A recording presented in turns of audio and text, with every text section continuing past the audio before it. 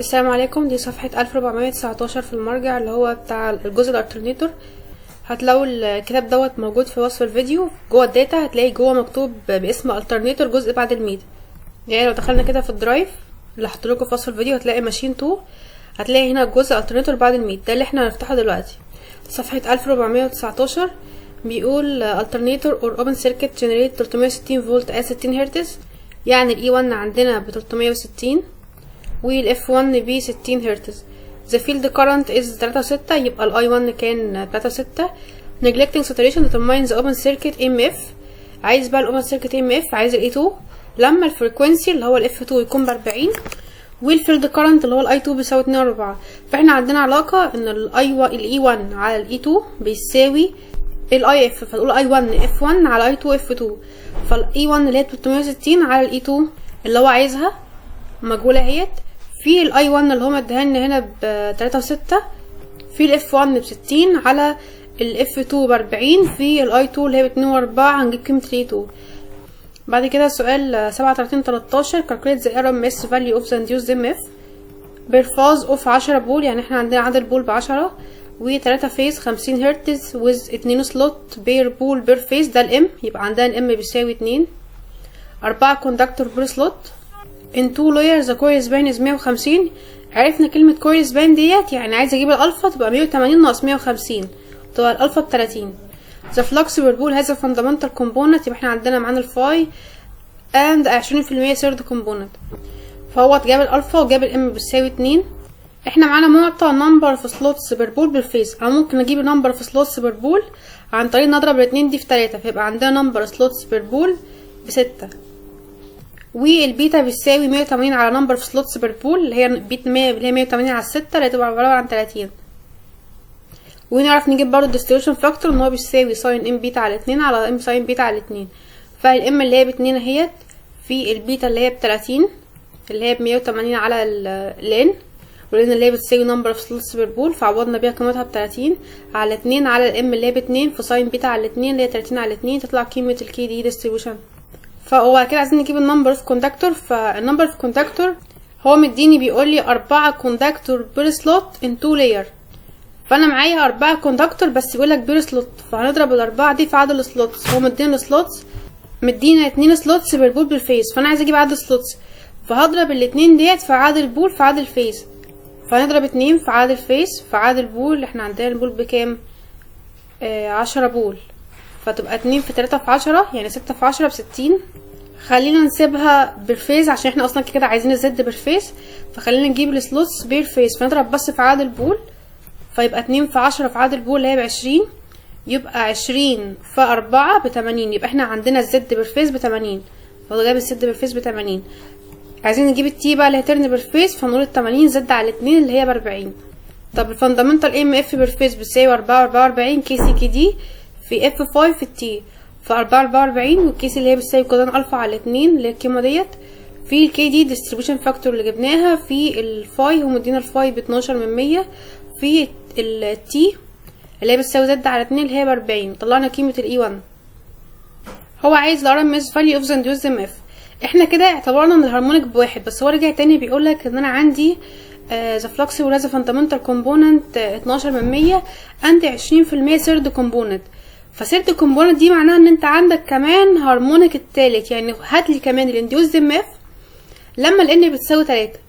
فبعد ما تجيب الانديوز ام اف الان بتساوي 3 هتجمع بقى الام اف اللي انت طلعتها في الهارمونيك 1 تربيع زائد الام اف اللي انت طلعتها في الهارمونيك 3 تربيع، وبعدين تاخد الجذر دي، ساعتها هيكون هي الاي بالفيز اللي هو عايزها. فاحنا اعتبرنا هو هناخد بس نفس القيم كلها بالظبط. كوزان الفا على 2 هيضرب بس الفا في 3، فتبقى ف3 في 15 ب45 وهيطلع لك القيمه ديت. هنجيب برضو distribution factor. الفكره بس هنعوض بقيمه الهارمونيك ان هو ب3، هنضرب هنا في 3 ونجيب قيمه distribution factor. الفكره برضو ان هو بيقول لك ان 20% of third component، فالجمله ديت فهتضرب في لما اجيب قيمه الفلكس هتضرب في 20 على 100 ويضرب برضو في 1 على 3 لان هو third component. فدي بس الفرق الوحيد ان هو يتغير في قيمه الفلكس وهتطلع قيمه الفلكس. يبقى الاي بالفيز بقى هتساوي هنعوض بقى بالاي 3 اللي هي 44 كي سي في كي دي اف فاي في التي، نفس الكلام زي ما هو. هناخد القيمه دي تربيع زائد القيمه الاولانيه تربيع، في الاخر ناخد لهم الجذر، دي اسمها الاي بير فيز. السؤال اللي بعد كده بيقول 3 phase alternator has generated EMF per phase 230 فولت with 10% third harmonic. يبقى احنا عندنا هارمونيك واحد، الديفولت يعني اللي هو الفريكوينسي بنعتبره واحد، وبيقول لك كمان انت عندك third harmonic، فاحنا عندنا كمان third harmonic and 6% fifth harmonic، يبقى عندنا كمان fifth harmonic. calculate the RMS line voltage for star connection و delta connection. هيفرق في ايه؟ هيفرق ان الستار كونكشن بيظهر فيها الهارمونيك 1 و3، اما الدلتا لا، الستار بيظهر فيها الهارمونيك 1 و5، اما الدلتا بيظهر فيها الهارمونيك التالت. فاحنا عندنا الاي 1 بيساوي 230. هو عايز لاين فولتج، فانا مش هحول اي حاجه لفيز، هاخدها زي ما هي لاين فولتج. طيب احنا قلنا عايزين دلوقتي نحل الستار كونكشنز، فقلنا بيظهر فيه الهارمونيك 1 وهارمونيك 5، فجي عند الفيفث هارمونيك قالك ان انا عندي 6% فيفث هارمونيك، فهضرب اللي هو 6% ديت اللي هي 6 من 100 هضربها في 230 كده، انا جبت الهارمونيك اللي بتاعت الهارمونيك 5، يبقى ايه هارمونيك 5. هو عايز ايه؟ عايز RMS لاين فولتج، فكل اللي هعمله هاخد جذر مجموع الاتنين دول تربيع، دي هتكون RMS ثواني، هو قال هنا بالفيز، فاللي مديهالي دي الفيز، فانا جبته هنا ده الفيز، فهضربها في جذر 3 دي هتكون لاين فولتج. طب هنشوف بقى في الدلتا كونكشن هيظهر فيها الهارمونيك رقم 3، وهو قال ان 10% سيرت هارمونيك، فهنضرب 10 من 100 في 230 يبقى الفولت هنا ب 23. هو كان عايز اما حاجه الRMS فاليو، فالRMS فاليو للدلتا هي نفسها تكون RMS للستار اللي احنا طلعناها ب 230.2 ديت، هي نفسها اللي هتكون RMS اللي هو عايزها في السؤال. هو بقى كان عايز حاجه تانية، بيقول لك هات لي السيركليتنج كارنت اللي ماشي في الدلتا، فاحنا عارفين التيار بيساوي الفي على الار، احنا عايزين نشوف الفي بكام. فالفي هو كان قايل لك ان في الثيرد هارمونيك باخد 10% من الثيرد هارمونيك، فهنضرب 10 من 100 في 230 كده الفولت، يبقى 10 على 100 في 230 ده الفولت بتاعنا، وهو احنا عارفين ان التيار بيساوي الفولت على الار، بس ده تريبل الثيرد كومبوننت، يعني هنضرب برضو من هو الهارمونيك التالت، فهنضرب برضو المقاومة في 3، لان هو قالك في السؤال ان المقاومة فايزة ماشين 50 هرتز 10، فهنضرب المقاومة في 3 فدي هتكون المقاومة، فيبقى التيار بيساوي الفي على الار اللي هي عبارة عن الفي 23 على الار 30، دي قيمة التيار سيركليتنج كارنت. بعد كده هنتكلم على الفيكتور دياجرام فلويد الترنيتور. فمديك هنا السؤال 3 phase star connected alternator supplies a load، اللود دوت عبارة عن 10 ميجا وات، ومديك البار فاكتور بتاعه، يعني عايز اجيب التيار بيساوي احنا عارفين ان البي بيساوي جذر 3 في لاين، جذر 3 في لاين في الاي في الباور فاكتور، فاحنا لو عايزين نجيب قيمة التيار، فالتيار هيساوي البي على جذر 3 في الفي في الباور فاكتور، فهو مدينا البي بيساوي 10 في 10 أس 6، هنقسمها على جذر 3 في الفي اللي هي هو مديهالنا قال التيرمينال فولتج ب11، يبقى 11 في 10 أس 3 في الباور فاكتور اللي هي 85%، هو قال 85% باور فاكتور، هنعرف نجيب قيمة التيار. احنا عندنا قانون ال EMF في حالة اللودد الترنيتور بتساوي جذر في كوساين فاي زائد اي ار كل تربيع زائد في ساين فاي اي اكس اس كل تربيع. الفي اللي احنا بنعوض بيها هنا دي بتكون في فيز، فهو مدينا هنا الفي تيرمينال فولتج، فدي بتكون لاين، فتقسم 11000 ديت على جذر 3 وضربها في كوساين فاي، الكوساين فاي دي هي الباور فاكتور اللي هو 85%، عايزين بقى زائد اي ار اي، فاحنا جبنا التيار والار اي، هو قال ان الار اي سينكرونس ريزيستنس 1/10، دي الار اي، فهنقول 1/10 في قيمة التيار اللي احنا جبناه 618، جبنا قيمة اي ار اي، ونربع الكلام ده كل تربيع زائد في ساين 5 زائد اي اكس كل تربيع، في ديت اللي هي اللاين فولتج على جذر 3، 11000 على جذر 3 في ساين فاي، هنجيب بقى الزاوية بتاعت الفاي ديت عن طريق ان احنا نقول كوزين -1 ونجيب الزاوية، وبعدين ناخد لها الساين وهي اسمها ساين فاي، ونعوض بيها هنا زائد اي في اكس اس. هو ادانا قيمة الرياكتنس، قال ان الرياكتنس بتساوي 66%، فاضرب 66% في قيمة التيار واعوض بيها هنا واخد كل تربيع، دي قيمة اللاين فولتج، دي قيمة الفيس، فهو عايز اللاين فاضربها في جذر 3. فهنا بيقول ان الفولتج ريجوليشن بيقولك ان اي تشينج بيحصل في اللود فبيحصل عندنا تشينج في التيرمينال فولتج. فتبص هنا هتلاقي ان ادي اللود كرنت ودوت التيرمينال فولتج. فلما كان الباور فاكتور ليدنج فتلاقي التيرمينال فولتج بيزيد واللود كرنت برضو كان بيزيد. طب لما كان الباور فاكتور لاجنج فكان التيرمينال فولتج بيقل وقيمة اللود كرنت برضو بتزيد. فأي تغير هنا فبيحصل تغير برضو في التيرمينال فولتج. فبيقولك سبب دوت not only the load but also the load power factor، يعني نوع الباور فاكتور ده هل هو ليد ولا يونيتي ولا لاجنج. وقانون الريجوليشن هيساوي الاي يونت، نفس القانون بالظبط، ناقص الفي تيرمينال على الفي تيرمينال. example 37-17 effective resistance 2200 فولت 50 هرتز 440 كيلو في اي one phase alternator is نص اوم، يعني معانا الار بنص اوم. on short circuit a field current 40 امبير gives the full load current. يبقى احنا عندنا الفول لود current ب 200 the electromotive force on open circuit. يبقى الاوبن سيركت عنده الفولت ب 1160. calculate the synchronous impedance and reactance. يبقى عايز يعرف الامبيدنس اللي هي الزد والرياكتنس اللي هي الاكس. احنا عارفين ان مقاومه اصلا، يعني اي مقاومه زد او اكس فهي الزد بتساوي اللي هي المقاومه، يعني اللي هي بتساوي الفي على الاي. فالفي هنا هتكون هي الفي اوبن سيركت والاي اللي هنا هتكون عباره عن اي شورت سيركت اللي هي 200. فنرسم الفي اوبن سيركت على الاي شورت سيركت هنجيب الزد اس. يبقى احنا معانا الزد اس ومعانا المقاومه، نقدر نجيب الاكس. الاكس هتساوي الجذر التربيعي للزد اس تربيع ناقص الار تربيع، وهنجيب الاكس اس عادي. سؤال 37-17 مدينا 60 كي في اي، يعني معانا الاس ومعانا الفي ومعانا الاف. has effective armature resistance، يبقى احنا معانا armature resistance ومعانا leakage reactance ومعانا الاكس كمان. compute the voltage induced in the armature، يبقى عايز الفولت الانديوسد فولت في الارميتشر when the alternator is delivering rated current at load factor. لما الباور فاكتور يكون يونيتي، لما الباور فاكتور يكون ب7/10 لاج، لما الباور فاكتور يكون 7/10 ليج. احنا عارفين قانون الالترنيتور انديوسد في الالترنيتور لما بيكون في لود اللي هو باور فاكتور يعني. فالقانون بيبقى عباره عن جذر في كوساين فاي زائد اي ار اي تربيع زائد اي اكس ال كل تربيع، ده في حاله اليونيتي باور فاكتور.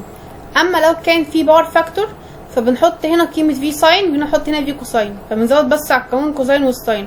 اما لو مفيش فبنحط الفي من غير الكوساين وبنحط هنا ما بنحطش الفي ساين، بنحطها على طول اكس ال. فاحنا هنعرف نجيب قيمه التيار. التيار هتساوي الاس على الفي اللي هي 60 في 10 اس 3 على 220، هنجيب قيمه التيار. عايزين نجيب قيمه الاي ار اي اللي هي بتساوي قيمه التيار في قيمه المقاومه اللي هي 16/100، والاي اكس ال اللي هتساوي قيمه التيار دوت قيمه التيار ده في قيمه الاكس الرياكتنس اللي هي 7/100. يبقى كده احنا جبنا قيمه الاي اي ار اكس ال. فهنعوض بقى بالقانون الاي هتساوي جذر في زائد اي ار كل تربيع زائد اي اكس ال كل تربيع، فتبقى عباره عن جذر الفي اللي هي 220 زائد اي ار اي اللي احنا جبناها هي الكل تربيع زائد الاي اكس ال اللي احنا جبناها كل تربيع. دي في حاله اليونيتي باور فاكتور. طب لو في حاله قال ان الباور فاكتور 7/10 لاج، يعني التيار بيتاخر عن الفولت، يعني احنا اللي عندنا فولت ماشي كده فالتيار لازم يكون تحته لانه بيتاخر. فهنزود هنا الفي كوساين فاي وهنا الفي ساين فاي، فعندنا 220 هضربها في الباور فاكتور 7/10. وهنا برضو لا هنا في غلطه، هنجيب بقى يعني احنا عندنا الكوزين فاي ب7/10، هنجيب قيمه الفاي تبقى كوزين ماينس 1 7/10، وبعدين نضربها في ساين ونحط هنا قيمه اللي هو الساين فاي. الليد بقى الفكره في الليد ان احنا هنحط بس قبل الاي اكس ال نحط قدامها سالب، فدي الفكره في الليد. السؤال 37-18 ان 50 كيلو في اي، يعني معانا قيمه الاس ستار كونكتد، يعني الاي لاين بيساوي اي فيز 440 فولت 3 فيز، يبقى اللي مدينا ده قيمه اللاين 50 هرتز الترنيتور افكتيف ارميتشر ريزيستنس. يبقى احنا معانا الار اي ومعانا الرياكتنس 3.2، يعني احنا معانا السينكرونس رياكتنس ومعانا كمان الليكج رياكتنس. بيرفيز ديترماين ذا ريتد لود اند يونيتي باور فاكتور. انترنال ام اف عايز الاي اي وعايز النو لود اي نوت وعايز البرسنتج ريليشن والفاليو اوف سينكرونس رياكتنس وذ ريبليسد ارميتشر رياكتنس. فاول مطلوب اللي هو الاي ده القانون اللي احنا عارفينه اللي هو الانديوسد ام اف اللي هو بيساوي الفي، بس هو ما قالش ان في باور فاكتور، هو قال ان هو يونيتي باور فاكتور. ففي حاله يونيتي باور فاكتور ايه القانون اللي احنا عارفينه ان هو بيساوي في زائد اي اي لكل تربيع زائد اي اكس ال لكل تربيع. فالفي هو مداني قيمه اللاين ب 440 هقسمها على جذر 3 كده معايا قيمه الفي زائد اي ار اي، انا معايا الار اي ب25%، والاكس ال اللي هي الليكج رياكتنس بنص، هضربها في قيمة التيار. التيار عبارة عن اس على الجذر 3 في، فالاس اللي هي 50 في 10 أس 3 على جذر 3 في قيمة الجهد اللي هي الجذر 3 اللي قيمة الجهد اللي هي 440. فكده معانا قيمة التيار، هنعوض عادي وهنطلع قيمة الايه اللي هو عايزها، بس هو عايز اللاين فولتج، يعني هو الانترنال ام اف عايز اللاين، فهيضرب القيمة دي بجذر 3 يبقى دي اللاين فاليو. بعد كده هو عايز في حالة ان في نو لود ام اف، يعني عايز اي نوت في حالة النو لود. فاللي هيفرق بس قيمة بدل ما ناخد الليكج رياكتنس في النو لود بناخد السينكرونس رياكتنس، يعني ناخد 3 و2 ديت. فنفس القانون بالظبط، نفس التعويضات اللي هنا، الفرق بس ان بدل ما اضرب في الليكج رياكتنس هروح اضرب في السينكرونس رياكتنس اللي هي قيمة 3 و2 فوق، هضرب في السينكرونس رياكتنس اللي هي قيمتها 3 و2 بس، وهضرب جذر 3 في قيمة الفاليو ديت اللي احنا طلعناها، هضرب جذر 3. بعد كده هو عايز البرسنتج ريجوليشن اون فول لود، فالبرسنتج ريجوليشن اون فول لود بيساوي النو لود اللي احنا طلعناها ديت 342 اللي هي قيمة الفيز اللي احنا طلعناها، ناقص الفول لود. الفول لود دي اللي بيدالك من السؤال اللي هي 440 على جذر 3 اللي هي 254 على الفول لود اللي هي 254%، دي قيمة اللي هي الريجوليشن عند الفول لود اللي احنا بنجيب النو لود ناقص الريتد على الريتد، فدي بتكون قيمة الفول لود.